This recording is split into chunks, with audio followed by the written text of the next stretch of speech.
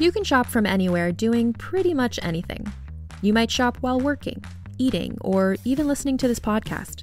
And however you shop, we all know and love the thrill of the hunt. But do you also know how to get the thrill of the best deals? Because Rakuten shoppers do. With Rakuten, they get the deals they love with the most savings and cash back. And you can get it too. Start getting cash back at your favorite stores like Sephora, Nike, and even Expedia if you're looking to get some travel in. And getting cash back doesn't mean you have to miss out on sales because those can just be stacked right on top. It's easy to use and based on a simple idea. Stores pay Rakuten for sending them shoppers, and Rakuten shares the money with you as cash back through PayPal or check. Download the free Rakuten app and never miss a deal. Or go to Rakuten.com to start getting the most bang for your buck. That's Rakuten.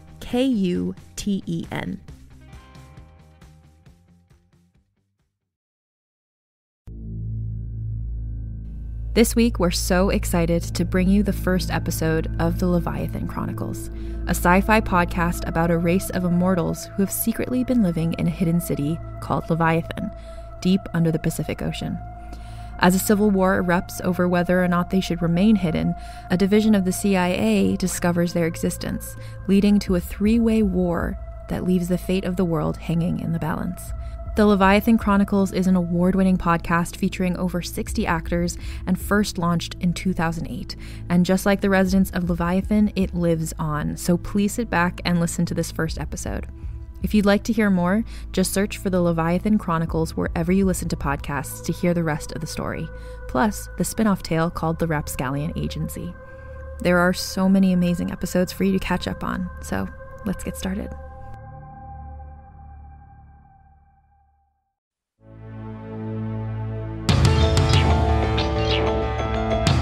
The Leviathan Chronicles,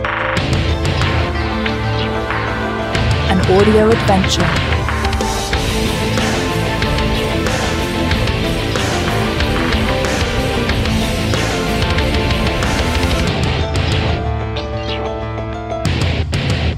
Chapter 1.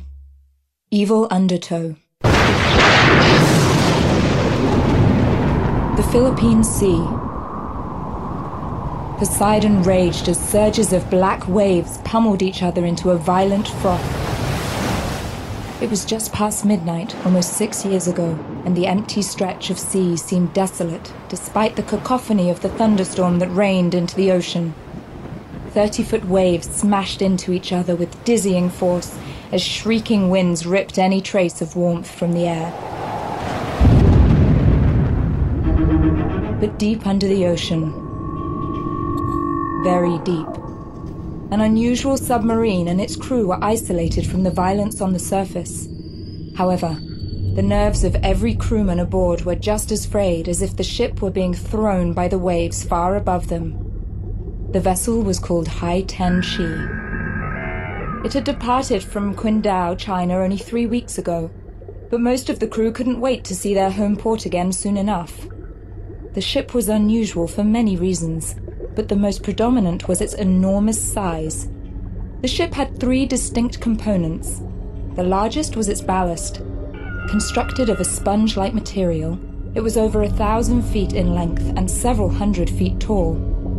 Its egg-like shape tended to elongate as the ship dove deeper. Beneath the ballast, connected by a set of locking braces, was the actual ship. It was slender and cylindrical, but being less than 200 feet long seemed utterly dwarfed by the ballast above it. 4 turbines that resembled oversized aircraft engines were attached in an X configuration at the bow, and another 4 in the ship's stern. At the very back of the ship, there were 2 large induction jets that were designed to push water out at high speed as a means of propulsion. Underneath the actual ship was its 3rd component, a large metallic structure that looked like the keel of a modern sailing vessel. It was attached to the Hei Ten Shi through a complex web of scaffolding. The ship was far too deep to discern any type of color, but if it were closer to the surface, it would have appeared very dark gray. But its smooth surface was highly reflective, and though it was the smallest of the 3 components, it seemed to anchor the entire vessel. Within the bowels of the Hei Ten Shi, Lieutenant Zhen Shun walked down the narrow hall in the stern of the ship. His gait was quick and nervous. Normally, the ambient hum of the electrical equipment that enveloped the submarine was a source of comfort, but there was nothing comforting about the mission he and his crew were undertaking, nor the news he was about to deliver. He arrived at the center of the corridor and knocked on the only door that displayed Chinese characters in gold. A weary voice answered. Enter. Captain, we have entered the Leviathan zone and are 200 kilometers from the target. All bracing clamps are operating within normal parameters, although overhead clamps 4 and 5 are showing some signs of fatigue. Has there been any indication we've been detected? No, sir. We passed a Virginia-class submarine a few hours ago, but I don't believe we were detected. We also passed several sonar arrays, but they could not have made contact with us at our depth. We are alone, sir. Good. Captain? Yes? How will the Immortals know who we are? They will know us by our deeds, Lieutenant. I understand. Shall I initiate the deployment systems check? Not yet. We will need to clear the Marianas Trench first. But that won't be for a few hours. Then we will wait a few hours. Yes, sir. I understand. But if there is any malfunction in the release mechanism, the ship will be torn. I understand that. But I will not conduct an extremely loud systems check while performing tight maneuvers in one of the narrowest channels in the ocean. Our engineers have designed the ballast to clear the canyon walls by only 50 feet on each side in some sections. If we are detected by our enemies while conducting a systems check, we will be trapped in the trenches with no ability to maneuver or escape. Need I remind you, Lieutenant, that this is a stealth mission above all else?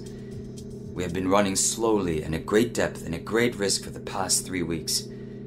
I won't have that jeopardized. Our failure to complete our mission could be catastrophic. No. We will conduct the final systems check when we have reached the target. That way, if we are detected, at least we will be in deployment position. But sir, that will greatly extend our time at the target zone. We will be risking detection, and especially the dangerous exposure. You have your orders, Lieutenant. Yes, Captain. I will.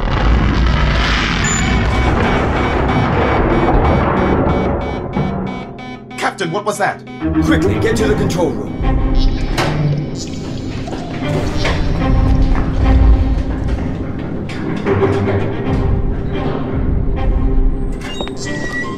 Report. We made hard contact on the starboard side. The ballast or the cargo? The ballast. The impact came from the top side of the ship. I'm running a diagnostic test of our navigation to see if we're off course. I'm showing a slight loss of pressure in the ballast. How much? Ballast inflation stands at 96% and dropping slightly. Then initiate an emergency infusion of hydrogen gas in order The to... ship's AI automatically engaged the reinflation pumps when we started losing ballast pressure. But Captain, it's not compensating fast enough.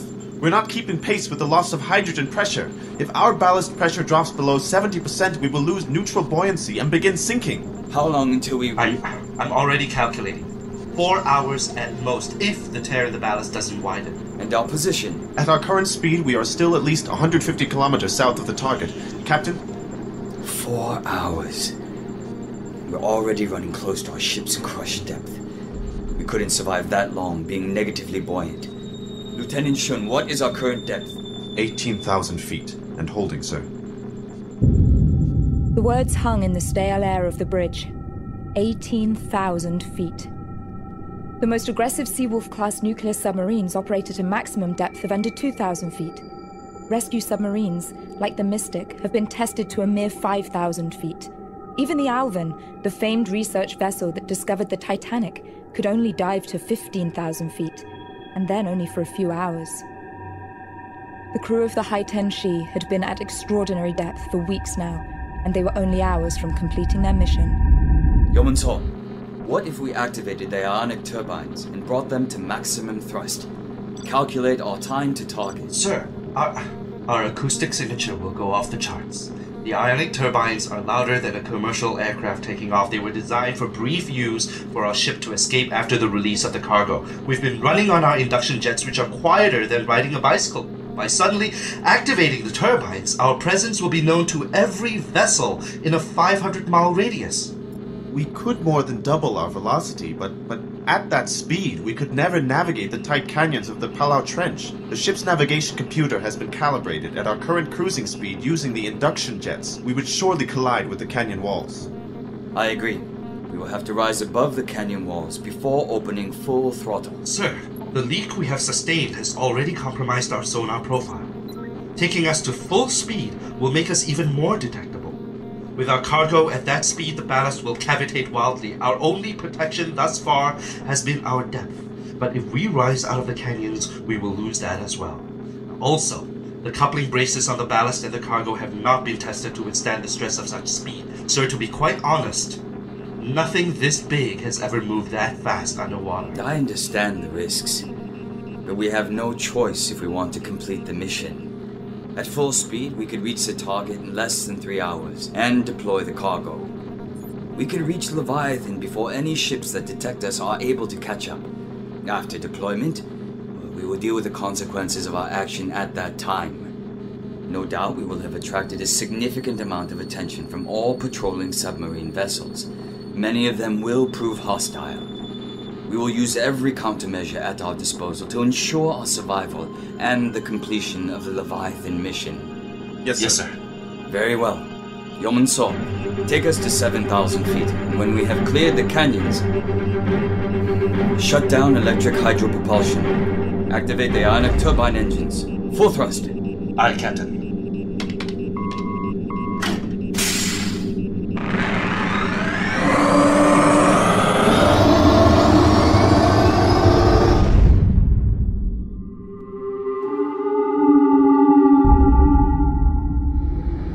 One hour later, 300 miles east of Guam, the SSN Dakota lay 600 feet below the turbulent surface of the Philippine Sea. The submarine was finishing its 3-month patrol and beginning the final leg of her journey to home port in Pearl Harbor. However, its western heading had been brought to an abrupt halt by the all-stop command given by the ship's XO Matthew Banks.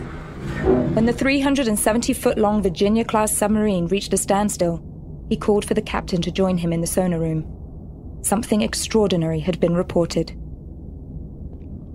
Captain Jim McCormick entered the soundproofed room deep inside the Dakota and joined XO Banks and Sonar Operation Officer Eric Kilo. Please tell me you brought my ship to a complete stop on the Chinese doorstep for a very, very good reason. I think so, Captain. Mr. Kilo, why don't you brief the captain on your findings? Well, about 2 hours ago, the Dakota passed over the Palau Trench. I was getting the usual crunching and typical background noise in this part of the ocean, but then I started to pick up some fairly low-level feedback, pretty ordinary in nature, below 15 hertz. We get that sort of feedback all the time. It's usually organic or the Dakota's own echo feedback off the ocean floor. That's true, but usually we get a drop-off in the acoustic signature of organics when we pass over the deep trenches. The ocean floor is over 20,000 feet deep at the Palau Trench. No echo of ours would be reflected at that depth. Well, maybe it was a passing school of shrimp or squid that we're feeding. We've heard schools as deep as 10,000 feet. Well, that's true, Captain. And I wasn't going to give it much more thought until I heard this.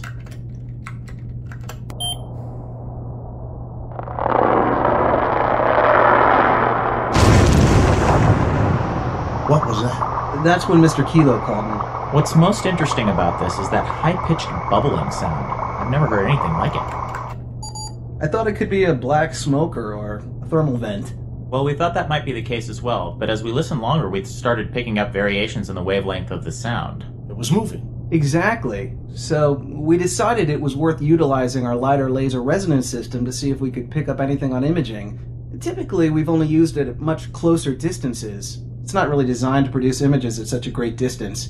Did we get anything? It's very rough, but take a look at this. It looks like some sort of mountain range. Yeah, but the problem is that it's located where we usually see the deepest part of the Earth's ocean. Mr. Kilo, you realize you're showing me a mountain range jumping out of the seafloor where there's supposed to be a canyon 20,000 feet deep. Captain, I'm not sure you understand. This is a time-lapse image. What are you showing me? Captain McCormick, I'm showing you a 700-foot-high mountain that's moving 40 miles an hour underwater, and it's headed straight for the Mariana Trench. And it's making a lot of noise. Back on the Hei Ten Shi,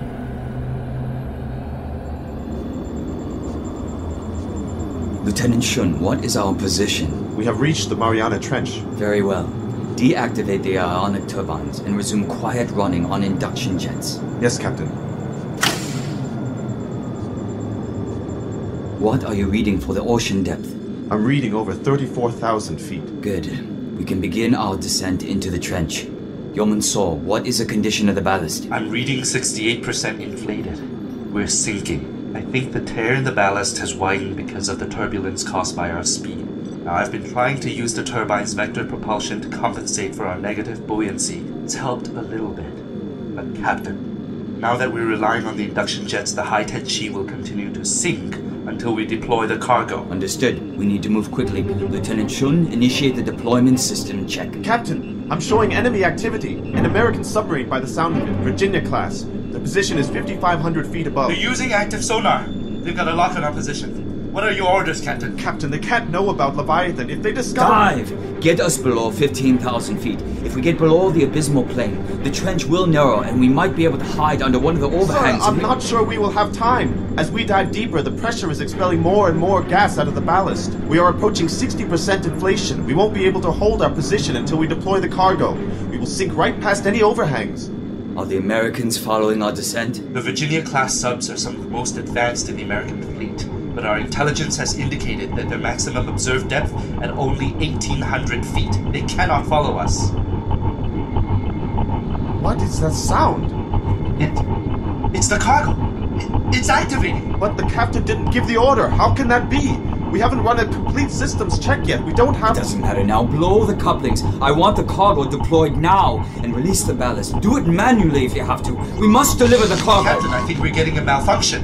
The controls are not responding. I can't get anything to work. What is the problem, Yeoman Saw? I've got engine control, but no maneuvering capability. I'm getting bizarre readings on sonar and sensors. Depth is 15,000 feet and falling. Deploy. Release all packages now. It must be done simultaneously, otherwise the ship will be pulled apart. I'm trying, Captain. I'm going to go to manual and activate the emergency charges on the coupling braces. It's going to damage the turbines, but I might get a release. 16,000 feet! We're losing altitude. We're listing off to port, and our nose is dropping. Blow those charges! 17,000 feet! Status? Ballast is away and floating up. I can't verify cargo status. I'm checking. 19,000 feet! We must still have the cargo attached. It hasn't been deployed. All coupling braces are blown. That can't be! We must still be connected to the cargo. It's dragging us into the abyss. We're diving too deep. We've got to veer into the canyon walls to slow our descent. Full upright vector on the turbines. Activate emergency ascent. If we are still connected to the cargo, maybe we can shake our way free. 21,000 feet! We're hitting crush depth! Sir,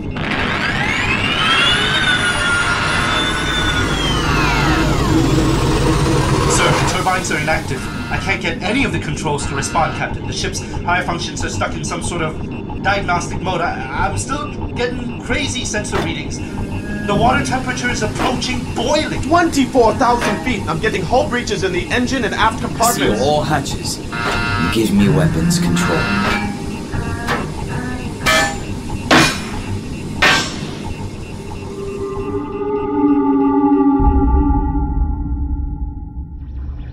What is the status of our target, Mr. Banks? Sir, they just dropped into the Marianas Trench. I'd say they're about 5,000 feet below us and descending fast, but we're gonna lose them as they drop deep into the trench. The tight canyon walls are giving us a lot of interference. I'm getting a lot of feedback. I can't tell if it's... All right, I want a full active sonar on the target. I don't care if the whole Pacific Rim knows that we're here. We are not losing our target. I want to know what this thing is and what it's capable of. Sir, getting active sonar readings. Confirmed subject is directly below us at Christ, 8,000 feet and falling fast. Jesus, there's no way that thing, whatever it is, can dive so deep so fast. It's like it's being pulled down. We've got to find out all we can about it. Let's get an updated LiDAR reading and see if we can't get some sort of laser imaging on this phenomenon. Sir, I'm getting a huge change in the acoustic signature I'm reading. What do you mean? Well, you know, at first I was reading this massive turbine sound, like an aircraft engine, but at a much higher pitch. Well now, as soon as our mountain ship, or whatever it is, reached the Mariana, its acoustic signature changed into a barely detectable induction sound similar to some of our experimental prototype engines. Sir, that means whatever this thing is, it has multiple means of propulsion. It can go faster and deeper than we can, and somebody's controlling it. Whatever it is, it's gone silent, sir. I'm having trouble getting any reading. Banks, what do you make of this thing? You think it's manned or remote? I don't know, Captain. I've never heard of anything this big underwater. It was screaming, doing almost 40 miles an hour underwater, lighting up every sonar array from Hanoi to Hawaii. This thing was in a huge hurry to get somewhere, and that somewhere is deep. I know. It's gotta be manned. We just got word from the farm that satellite imaging is showing no visible topside support. There's a brain inside this thing. I know it. Sir, it just dropped below 10,000 feet. I want imaging. What does this thing look like? I'm getting something, sir. My God, look at the ship on the screen, Captain. I'm increasing the gain to hone this in. What the hell are we looking at? This is this image magnified looking straight down. It looks spherical or oval in nature. Jesus, it's enormous. I've got 12,000 feet and falling, sir. My God, it's like a skyscraper on its side. It's huge. Wait, Captain, there's more. Look at these electromagnetic scans. It's almost like there are 3 completely different power systems down there. The first and the largest one seems mainly inert. The second, much smaller one below it seems to be concentrated but fluctuating. And this last one? Well, I can't make head or tails of it. Beats the hell out of me, Matt. 15,000 feet, sir. Mr. Kilo, make sure that... Captain, I've got explosions. Could be some sort of depth charges. 5, no, 6 of them. They're coming from the vessel. Quick, I want torpedo tubes 1 and 2 loaded with Mark 48s. I want depth charges in tubes 3 and 4 now. Lieutenant Kilo, what is our distance to target? I'm showing its depth at 20,000 feet. No, wait, Captain, I'm not. I'm getting multiple readings. I can't... Captain, we've got a bigger problem. Something huge is headed right for us. Something from below. I think the vessel could be trying to ram us. What do you see? The giant sphere, it's heading right towards us. It's shooting straight up. Get us the hell out of here. I want all ballasts cleared, full throttle starboard. We're getting the hell out of the way. Move, people. Captain, the controls are acting weird. They're sluggish. I'm not getting full power. Target is closing. Now within 7,000 feet of us and accelerating. That can't be. I'm still showing electromagnetic activity at 25,000 feet. Target within 5,000 feet. It's growing larger, sir. If that thing hits us, it's gonna knock us end over end. Fire torpedoes 1 and 2. Launch all countermeasures. Torpedo 1 has target acquired. So does Torpedo 2. They're both locked, sir. Target within 2,000 feet, sir. Brace for impact.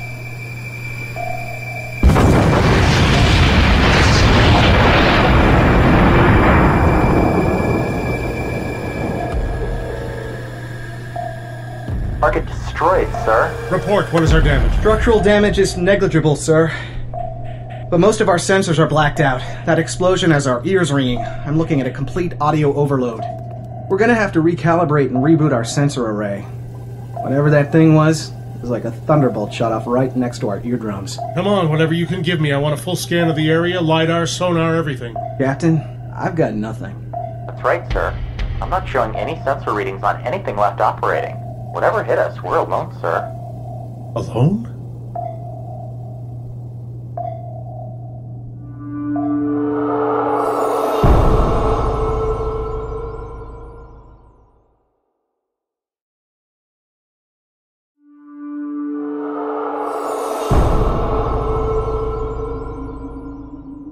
Langley, Virginia, 1 year later. The autumnal winds that blew through the CIA campus were growing colder as October faded away. Scarlet leaves speckled the rich green lawn that covered most of the modern grounds. 2 white stone arches filled with aquamarine glass flanked the long central entrance hall that all employees entered to begin the extensive identity verification protocols that were part of everyday life at the farm. On that Saturday, deep in the southern annex of the CIA headquarters, a 33-year-old man named Whit Roberts was walking down a sterile hallway that lay more than half a mile underground.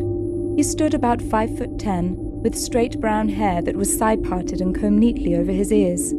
His eyes were a sharp hazel, and his medium build seemed to fill out the casual forest green polo shirt that he wore with his Banana Republic jeans. Indeed, He had been told it was his perfectly nondescript looks that made him so perfectly suited for field work at the company. He wondered if that's why he received the call 12 months ago to come down to this hallway. A great deal had changed for Whit Roberts in the last 12 months. What made the hallway deep below the southern annex so unusual was that there were over 20 sets of jet black doors in perfect formation on both sides of the hallway. The floors of the hallway were nondescript, white linoleum that caused Whit's penny loafers to echo sharply against the glaring, glistening white walls of the hallway. None of the doors had any markings or any nomenclature of any kind. They were sterile, lifeless, and black. The hallway was straight and perfectly rectangular, with a stainless steel elevator through which Whit had exited on one end, and a white wall on the far end. Whit had heard whispers about the mythical Black Door group, but never suspected that it actually existed. Certainly no one who worked in his area ever spoke of it, and it was rumored that not even those who worked behind one of the doors knew the nature of the operations conducted behind the other doors. Boxes within boxes, Whit thought. Never at any time when he visited the Black Door group did he ever see another soul. Never. He hadn't been asked to actually become a part of the Black Door group, but his boss's sector head had called Whit into his office for the first time after 9 years with the CIA to inform him that he should lend his assistance to a Mr. Jason Sterling when and if called upon. Any information and conversation would be given top-secret security status and considered compartmentalized between the two of them. Any such assistance Whit provided was not intended to represent any sizable increase in his current workload, and Whit should speak up if it did in any way interfere with his current duties as a third-world cryptographer and monitoring agent. Anything Jason Sterling asked for was to take the utmost precedence. It was, in short, the most unusual conversation that Whit had ever had in the CIA. His work for the mysterious Jason Sterling began with a phone call 12 months ago as a request for the name of the Egyptian telecommunication company used in the construction of the US Embassy in Cairo. This wasn't Whit's area of expertise, but he knew how to get the information. This person, this Jason Sterling, on the other end of the telephone line seemed curt, but very grateful and complimentary of his work, and then promptly disappeared for 3 months. In the weeks that followed, Whit received more unusual and seemingly unrelated information requests. These requests necessitated increasingly deeper levels of investigation into various intelligence databases throughout the government and civilian realms. Despite his increased level of activity with Sterling, his official job's workflow seemed to miraculously lighten, as if he was being silently time-managed. And much as conducting research for the Black Door group was flattering to Whit, he harbored no illusions that he was any member of a privileged circle. In fact, it made him feel even more isolated within the CIA, because his day job had stagnated quickly, and his night job, and all work associated with it, were kept secret from all others. Whit counted 12 doors on his right, and then found himself taking a deep breath before knocking twice. Come in. Hello, Jason. Well, Mr. Whit Roberts, thank you for coming in on a Saturday. Well, I knew if you were here, well, you're always here, Jason, that you'd want to know the results of some of my research as soon as possible. I appreciate that, Whit. You know your work has been very important to the Black Door Group and this project. I know how hard you've been working on this, and I'm sure it has been taking time away from your other responsibilities. I hope I've made it clear that I consider Black Door to be my highest priority. You have. You have, and you are a loyal soldier, and I do appreciate it. I try, sir. But as you correctly assumed, I would like to know the results of your inquiries. I'm sure you don't want me to wait much longer. No, of course not. What did you find? The Dakota. What have you been able to discover? Well, as you know, all the files regarding the Dakota's incident have been classified and sealed through the Navy's Wartime Secrecy Act. All of my inquiries as to why a routine patrol mission with no special forces on board would be wrapped into a Wartime Secrecy Act have met with a lot of unanswered emails and voicemails. Not many of the original crew are left. Whit, I appreciate your thoroughness in this investigation, but I'm quite aware of the history of the SSN Dakota's documentation. I realize that, Jason. But one of the crew members I was able to locate was a Lieutenant Kilo. I found him at a medical facility called St. Augustus outside of San Antonio. Cancer? No. Contrary to our speculation, very few of the crew developed any kind of cancer. In fact, the few that did represent a statistical minority compared to the general military population. They seem to be even healthier. In fact, Then what was the cause of hospitalization? Voices. He was complaining of hearing voices inside his head.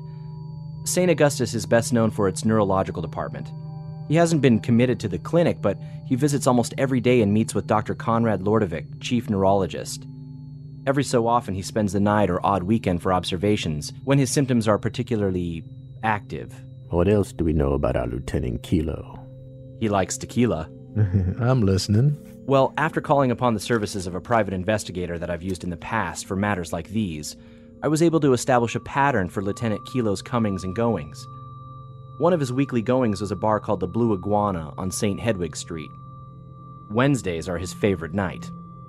So, after repackaging several bottles of Herradura Raspado, I explained to the owner that I was a sales rep for a new line of premium tequila from Guadalajara, and that I'd like to give free samples of our exciting new tequila to some of his esteemed patrons. On Wednesday night? On Wednesday night.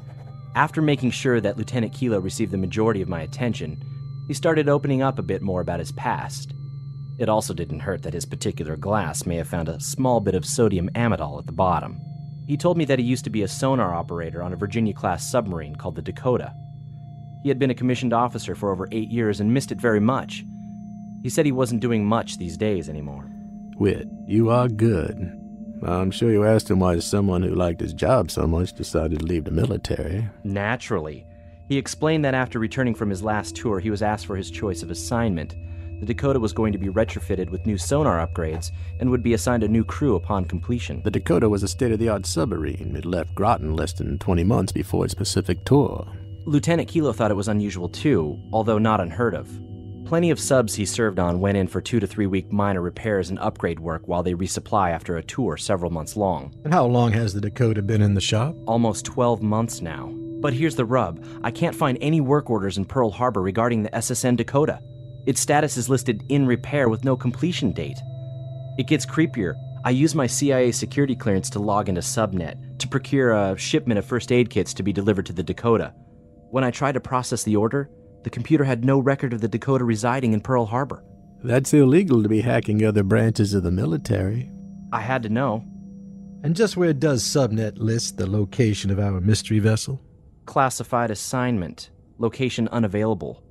My hacking skills seem to have reached their limit in scope. Where do you think the SSN Dakota has been hiding?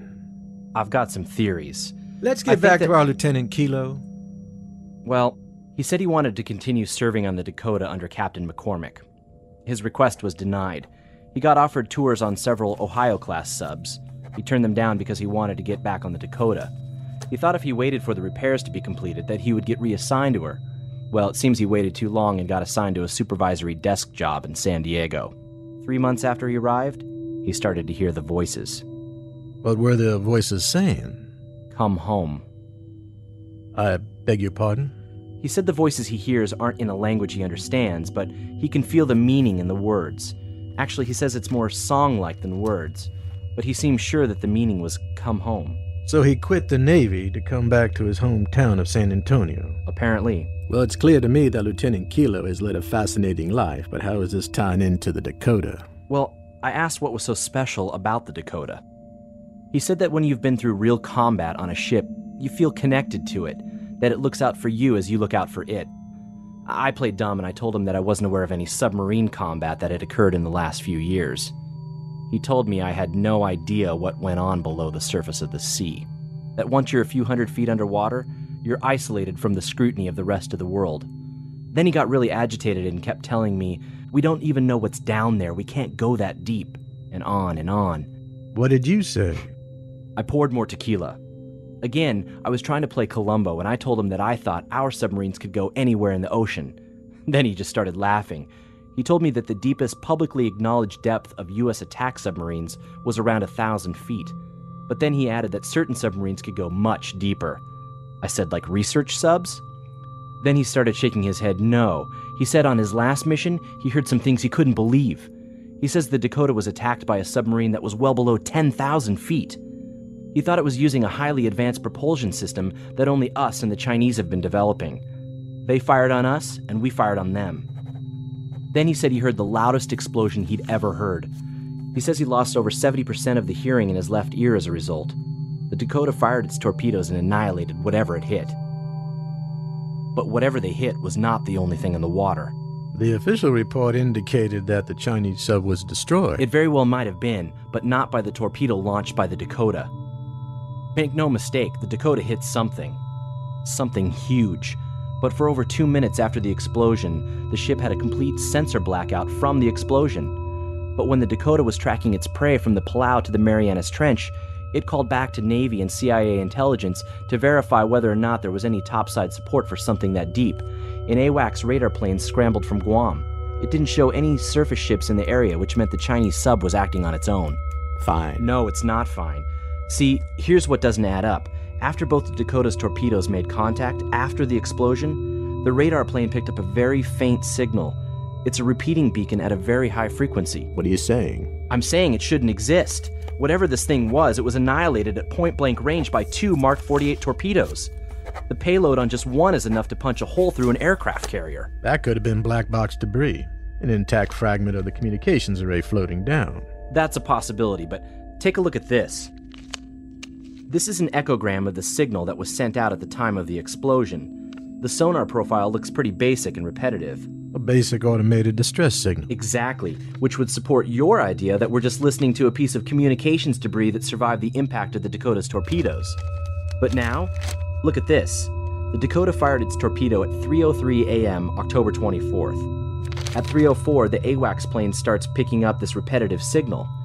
The timestamp on this next page is 3:05 a.m. This page is blank. The sonar profile is empty. According to the official records, at 3:05, AWACS radar plane 425 experienced a momentary ion storm, probably related to a solar flare.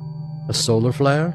At 3:05 in the morning. I was skeptical too, so I did a bit more digging. Let me guess. NASA. Cracking their systems was like hacking a cell phone. I dug into the main NASA database and got the log record of the Helios 4 Advanced Geosynchronous Satellite, which monitors all solar activity. Let me guess. There was no ion storm. No, there was. It just didn't come from our sun. Explain. The Helios 4 was hit with an unprecedented radiation surge, but there was no corresponding visual record or pickup in solar wind activity by any other satellite at that time. The radiation that hit the Helios came from somewhere else. What kind of radiation? That's the thing. If I had to guess, I would say gamma or cosmic radiation. But I'm not sure we've ever seen something like that before. How so? Well, look, radiation is just another form of light, right? Its waveform dictates how damaging it can be. The dangerous or ionizing radiation is usually UV or X-ray type exposure. But as the wavelength shortens, we start to get into the territory of cosmic and gamma rays, a much more intense form of radiation, usually associated with a nuclear detonation. But this is a much higher frequency than anything we've ever seen. For example, standard gamma radiation can penetrate maybe a foot or so through solid lead. Whatever this is, its frequency is so high it could probably go for a half-mile or so. But is it possible that it could be generated by a type of nuclear detonation on Earth? Some sort of test, perhaps? I don't know, but look at this. It's the sonar echogram at 3:06 that morning. It's the same transponder signal. No, look what happens when we compare the signal before and after the radiation burst. It shifted. Exactly. Jesus Christ, that's a hell of a callback. What do you mean? Nothing. That's excellent work, Whit. Let's pick this up on Monday. Jason, what do you think happened down there? Let's just say that I think we need to continue to monitor our Chinese counterparts' submarine activity and nuclear weapon development very closely from now on. You think it's some sort of advanced weapons testing by the Chinese? I think we will have to continue our vigilance. Well, that's all the information I've been able to come up with after my all-night vigil. I'm gonna head back to my apartment now for some shut-eye. I think that's a wise idea. This is really excellent work, Whit. Your training has exceeded my expectations. Thank you, Jason. I'd better get going. Oh, and Whit, I have some good news for you. Oh? What's that? I'm looking forward to you spending more time with the Black Door Group. I'm not sure I follow. When you return to your desk, as you log in, you'll find your security clearance has been raised to TS-SCI level. Your pay grade has been adjusted accordingly as well. Top secret? Jason, that's almost White House level clearance. I know. I just think it will be more helpful in your new role. And what role is that? Reporting to me directly from now on. Wow, I don't know what to say. Let me also be clear that I want you to continue your work in the cryptography department. You'll have the same routines and continue at the same job unless told otherwise. You will be spending more time in the field, and your absences will be explained by the request from senior officials that you are conducting training seminars on the latest advancements in cryptography to our new recruits and other members of our intelligence community. So this is a promotion? Let's just consider it a formalization of your priorities. Your new security designation should give you clearance to a great deal more information than you're used to. It should add to your already considerable information retrieval skills, not to mention your ability in the field. Really, Whit, I've been very impressed at what you've been able to uncover. Well, thank you. I'll do my best for you, sir. Oh, I know you will. Jason, I wasn't going to say anything, and I don't want to overstep my bounds, but I have a crazy theory. I think I can find the location of the Dakota. Whatever happened down there, someone went to a lot of trouble to hide any evidence of it. I appreciate your initiative, but I think we'll let the Dakota lie where it is right now. Wherever it is, it's clearly not going anywhere and seems to be safe from prying eyes for now. No, I've got a different field assignment for you.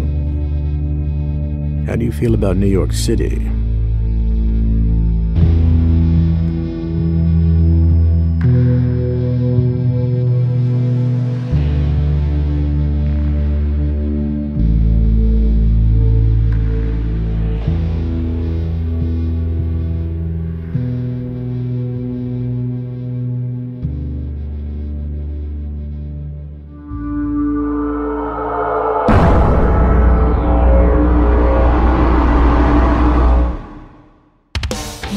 Listening to the Leviathan Chronicles. The Leviathan Chronicles was written and created by Christoph Lepupka, produced by Robin Shaw, produced and musical composition by Luke Allen, directed by Nobi Nakanishi. For a full list of cast and crew, or to purchase the ad-free director's cut, go to leviathanchronicles.com.